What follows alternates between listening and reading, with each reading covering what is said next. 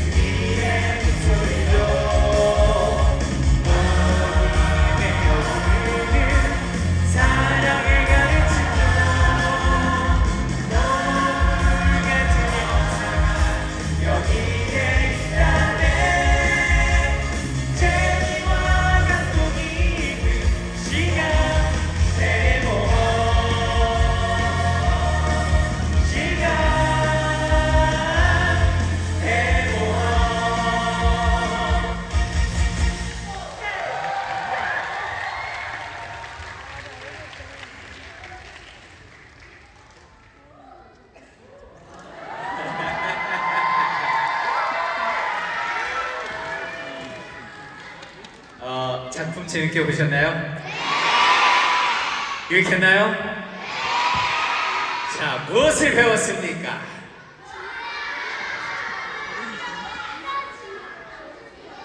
선생님은 우리가 세상을 살면서 위기를 맞닥뜨렸을 때 어떻게 대처해야 하는지 그 교훈을 배운 것 같아요. 선덕여왕이 우리나라 최초의 여왕 맞죠? 여러분들이 만약에 내일 당장 왕이 된다 그러면 기분이 어떨 것 같으세요? 너무 좋을 것 같죠? 그런데 이 왕이라는 것이 굉장히 그 책임감이 뒤따르는 자리인 게 내 말 한마디로 많은 사람들이 죽을 수 있어요. 또 내 말 한마디로 많은 사람들을 살릴 수도 있어요. 내가 잘하면 나라가 이렇게 잘 되지만 내가 잘못하면 나라가 망할 수 있거든요. 그래서 강력한 의지와 오랜 기간 동안의 준비를 거쳐서 올라가야 되는 자리가 최고 지도자의 자리예요. 그런데 우리의 선덕은 어느 날 이렇게 등 떠밀려가지고 뭐야? 정신 차리고 봤더니 본인이 왕이 돼 있는 거예요. 그것도 최초의 왕이. 문제는 그 당시에 여자 지도자가 없다 보니까 주변에서 무시를 하는 거죠. 그래서 백제가 들어오고 위에는 고구려가 압박을 하고 바다 건너에는 당나라는 손가락질을 하고 국내에서는 아까 보셨겠지만 칼을 빼들고 귀족들이 반란을 벌였어요. 선덕은 너무너무 공포스럽고 두려웠어요. 그런데 그 위기 앞에서 선덕이 숨었습니까? 도망갔습니까? 주저앉았습니까? 그녀는 당당히 맞섭니다. 그 당당함을 보여주는 건축물을 선생님이 가지고 와봤는데 과연 이것이 무엇일까요? 천성대가 뭐하는 곳이에요? 별을 보는 곳인데 연구자들은 단순히 천문대뿐만이 아니라 하늘의 제사를 지내기 위해서 만든 제단이다라고 해석을 하기도 해요. 근데 이게 얼마나 중요한 얘기냐면 당시 하늘의 제사를 지낼 수 있는 권한은 오로지 중국 황제한테만 있었어요. 우리나라 왕들은 여기 땅에 토지 신한테는 제사를 지낼 수 있는데 감히 저기는 하늘에는 제사를 지낼 수 없었거든. 근데 선덕이 제단을 만들었다? 무슨 의미예요? 나는 하늘이 선택한 지도자고 신라가 세상의 중심이라는 천하만을 보여주는 굉장히 자주적인 건축물이 여기는 첨성대가 됩니다. 그리고 이런 의미를 담은 건축물이 하나가 더 있는데요. 그게 바로 요겁니다. 황룡사에는 몇 층이죠? 9층 목탑이에요. 근데 이 높이가 지금 80m예요. 그러니까 지금 고층 건물 한 30층보다 조금 높은데 그 당시 기술력과 자본으로 만들 수가 없는 거거든요. 근데 선덕이 이거를 밀어붙여서 만들었어요. 그래서 선덕은 이 탑을 만들 때 부처님께 기도를 하면서 만들었대요. 한 층 한 층 쌓일 때마다 주변에 있는 오랑캐들이 우리 신라 앞에 조아리게 해주십시오. 그래서 그 담긴 의미를 보시면 첫 번째 타겟이 여기는 일본입니다. 1층. 일본. 우리 신라 앞에 무릎 꿇라. 2층. 중국. 너희도 꿇어라. 3층. 5월 남중국. 너희도 무릎 꿇고. 4층. 탐라. 오늘날 제주도가 됩니다. 너희도 무릎 꿇고. 그리고 5층 백제. 그리고 여기는 6층, 7층, 8층, 9층이 전부 다 고구려거든요. 그래서 여기는 신라를 무시하고 손가락질했던 주변의 9개국들을 전부 다 신라 앞에 조아리려는 그녀의 강력한 왕공 강화가 담긴 상징물이 바로 황룡사 9층 목탑이 되겠습니다. 위기에 피하지 않고 당당하게 자신의 왕권을 강화하려 했던 뜨거운 그녀의 용기에 우리 더 뜨거운 박수 한번 보내드릴까요?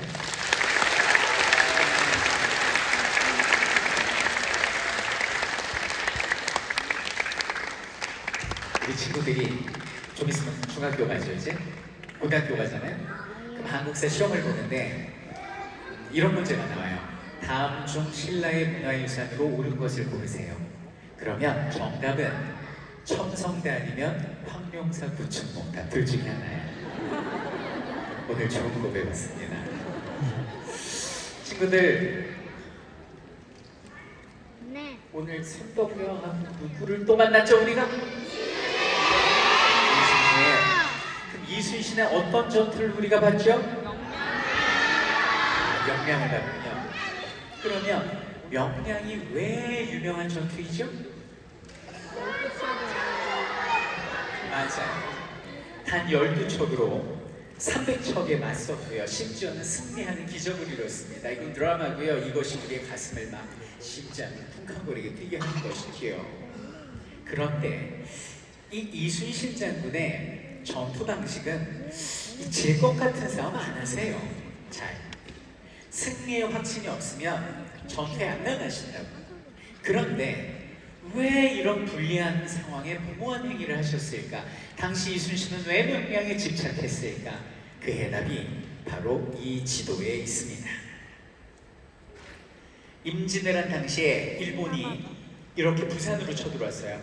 그래서 충주를 짓밟고 여기는 서울을 함락시키고 여기는 평양까지 밀고 올라갑니다.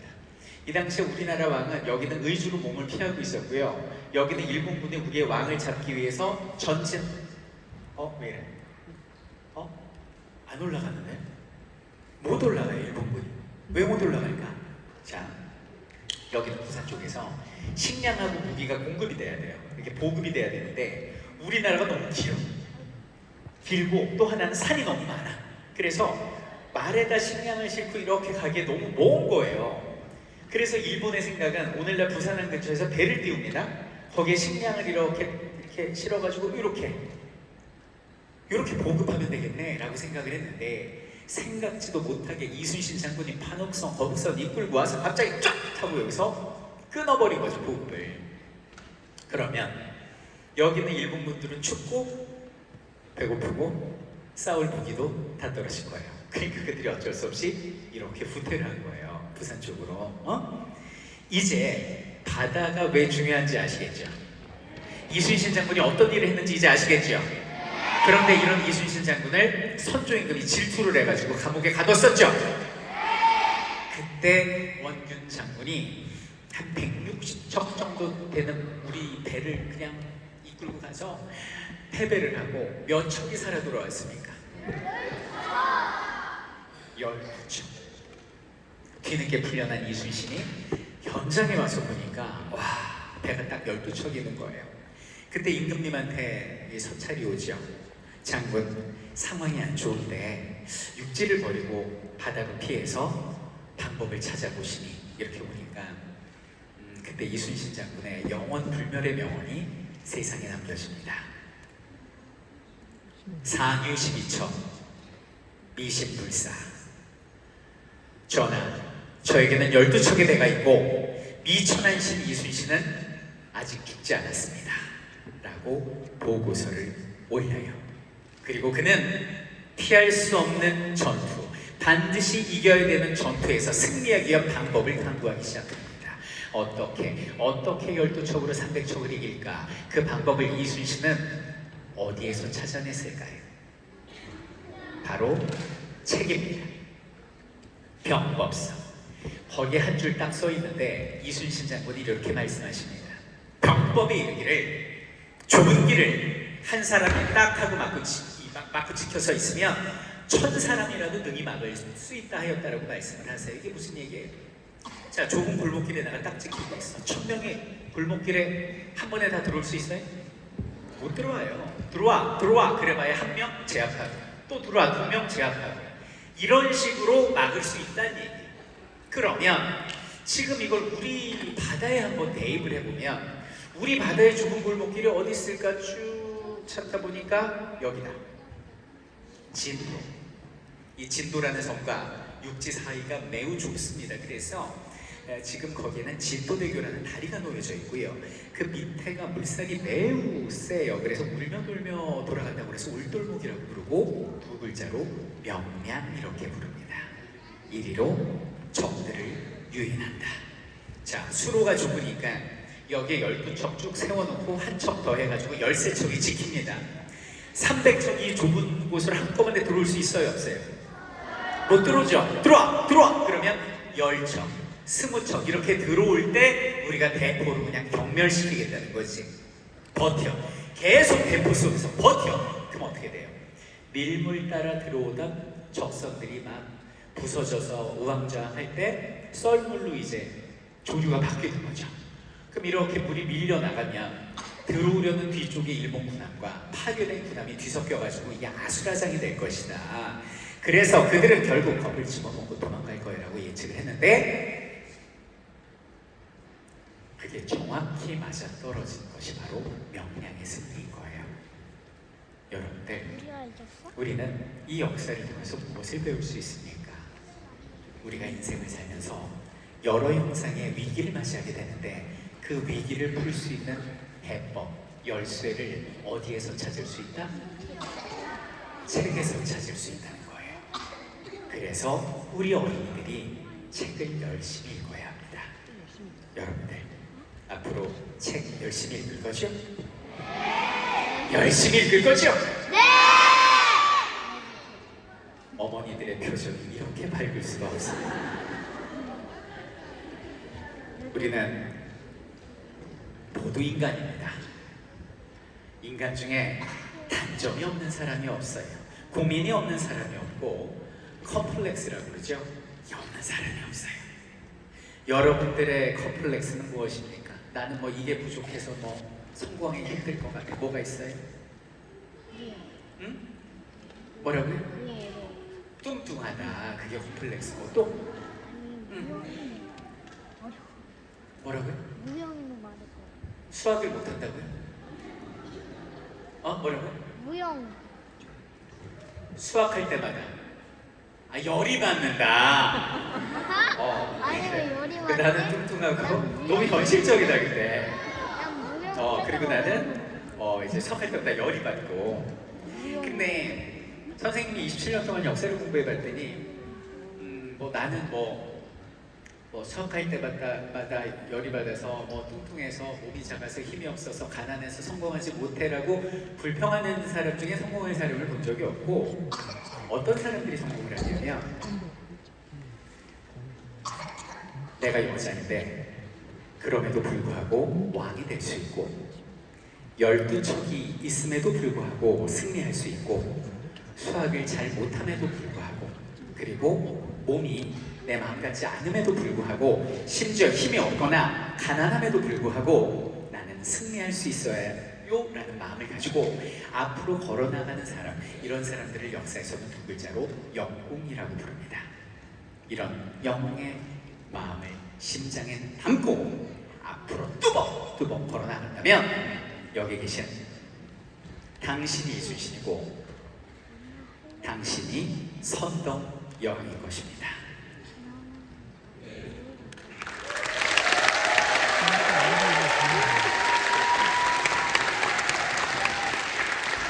대한민국의 미래를 이끌어갈 우리 어린이 여러분들께 선덕의 영광과 이순신의 용기 그리고 오늘의 이 작품을 바칩니다. 더없이 위대할 우리들의 역사를 위하여. 설쌤이었습니다.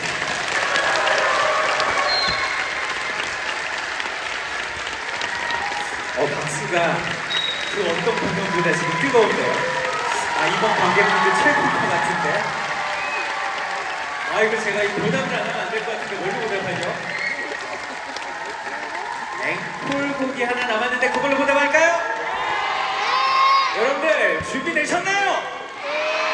그렇다면 소리 질러!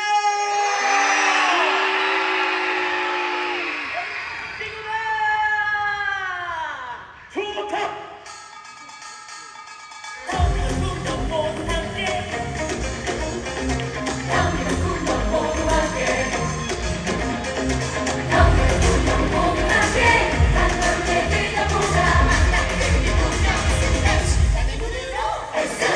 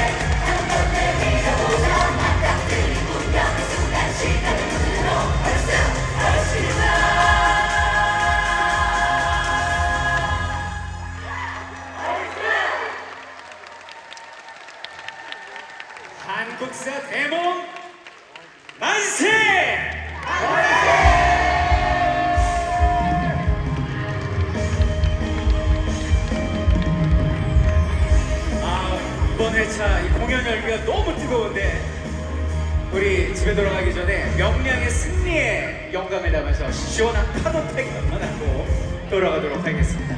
여러분들 준비됐습니까? 여기부터 소리 질러!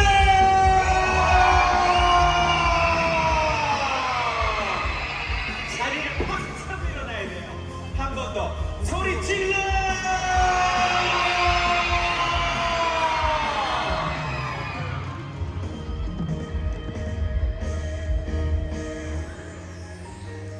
어린 시절의 아름다운 기억은 영원히 가슴 속에 남습니다. 오늘 함께했던 이 소중하고 감동스러운 순간 결코 잊지 않겠습니다. 사랑합니다. 그리고 응원합니다. 설쌤이었습니다.